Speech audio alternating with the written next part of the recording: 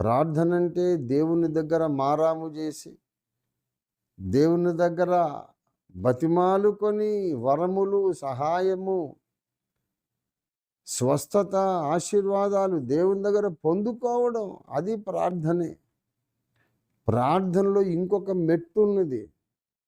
ఇది యుద్ధరంగము, యుద్ధభూమి.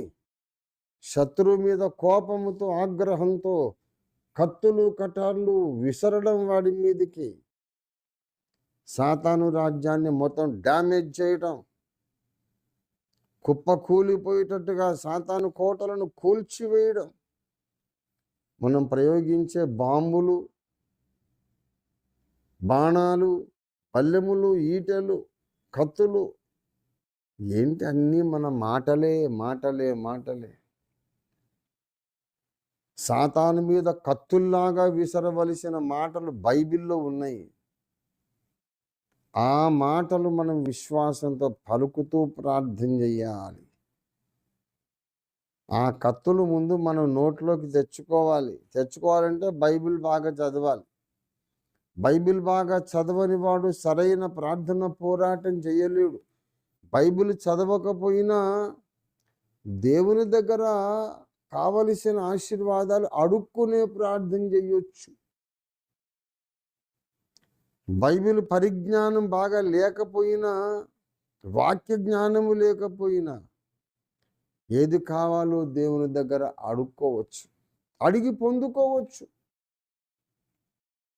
కానీ సాతాను మీద మనం అస్త్రాలను ప్రయోగించలేము.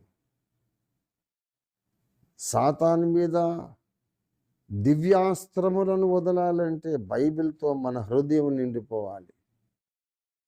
బైబిల్తో మన హృదయం, మన గుండెలు, మన మనసు నిండిపోయినప్పుడు బైబిల్లోని కొన్ని మాటలను పరిశుద్ధాత్మ దేవుడు మన దృష్టికి తెచ్చి, మన నోట పలికించి, వాటినే దివ్యాస్త్రాలుగా అంధకార రాజ్యం మీద ప్రయోగింపజేస్తాడు పరిశుద్ధాత్మ దేవుడు.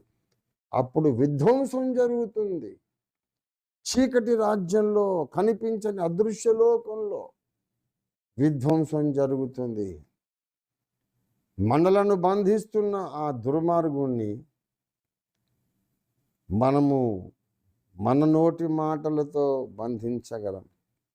మంత్రశక్తులతో మనల్ని బంధిస్తున్న ఆ దుష్టుణ్ణి దేవుని వాక్యం ఉచ్చరించుట ద్వారా, మన ప్రార్థనల ద్వారా మనం వాడిని బంధించేసేయచ్చు.